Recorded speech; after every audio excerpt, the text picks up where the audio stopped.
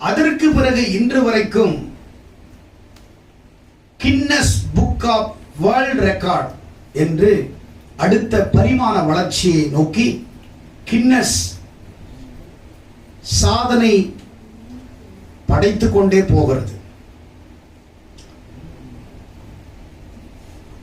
1986 ஆண்டுல Robert McDonald's என்று சொல்லக்கூடிய ஒருவர் 19 நாட்கள் கண் விழித்து ஒரு சாதனையை படைத்தார்.